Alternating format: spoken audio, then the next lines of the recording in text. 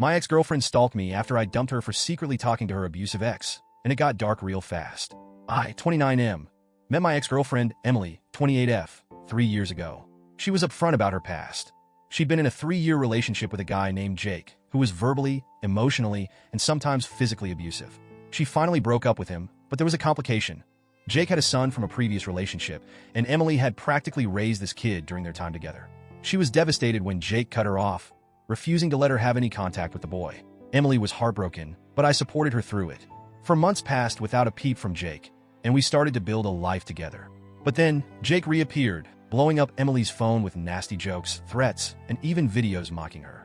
He would say the kid hated her, playing on her guilt. I hated how much it got to her, but we dealt with it as a team, or so I thought. A few nights ago, Emily was in the bathroom when her phone buzzed. She called out, asking me to check it for her. It was a message from Jake. I know I shouldn't have, but I opened it. It wasn't just one message. They had been chatting for months, and it wasn't just about the kid. They were talking like old friends, reminiscing about their past, and sharing personal stuff that felt way too intimate for people who were supposed to be done with each other. When I confronted Emily, she tried to play it off, saying Jake was just talking about his son and that it was nothing serious. But she hadn't just hidden it from me, she had actively lied. I felt betrayed. I demanded to see the rest of the messages, and she hesitated before handing over her phone. Her ex wasn't just talking about his kid. He was subtly flirting, trying to worm his way back into her head. And she wasn't pushing back. She was letting it happen. One message stood out. Emily had told Jake she thought I'd cheated on her with my former boss. This accusation was news to me. I used to help my boss and his wife with home projects, and I had always been open about it with Emily. I sent her pictures of the work, receipts, even security footage from their house, but Emily had never said a word. Now, I was reading that she'd spun it to Jake like I was unfaithful, and he was eating it up, saying he'd beat me up if he were still in town. It was all so ridiculous and melodramatic, but what hurt most was that Emily didn't correct him. She let him believe I was some untrustworthy jerk. I felt humiliated. Here I was thinking I was the supportive boyfriend, only to find out that my girlfriend was confiding in her abusive ex, letting him badmouth me. I laid out an ultimatum. She could cut Jake off completely, and we could go to therapy, or she could keep talking to him and lose me forever. I left the room to let her think about it, but the fact that she hesitated made my stomach turn. This shouldn't have been a hard choice, but there she was, torn between me and the guy who'd put her through hell. Hours later, Emily came to me with her decision. She refused to cut Jake off, saying the only way she'd ever see the kid again was through him. I was done. I grabbed my things and left, furious and hurt, and let her parents know what happened. They were supportive, even inviting me to dinner to get some of my tools and just talk things through. Her parents were great, and I decided to go because I didn't want to lose them from my life just because I'd lost Emily. After we broke up, Emily tried contacting me nonstop. She begged me to give her another chance, saying Jake had ghosted her after she chose him over me. It was all so predictable. I told her I was done and suggested she get therapy, then blocked her. I wanted to move on with my life. Dinner with her parents was surprisingly cathartic. They didn't try to convince me to get back with Emily. They just listened and supported my decision. Her dad even ordered us shots, and we spent hours talking about everything but the breakup.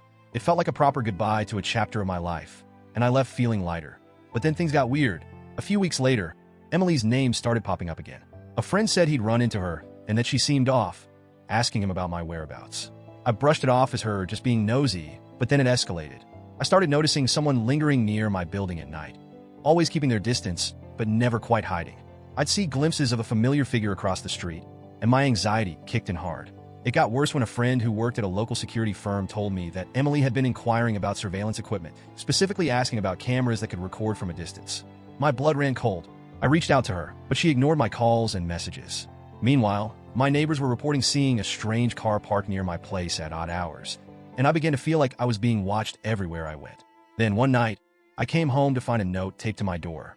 It was a rambling mess of accusations, confessions, and half-baked apologies. Emily wrote about how she missed our life together, but also blamed me for everything that had gone wrong.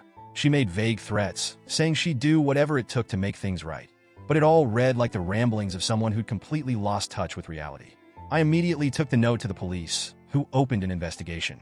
They treated the situation seriously, especially after I handed over all the messages and evidence I had.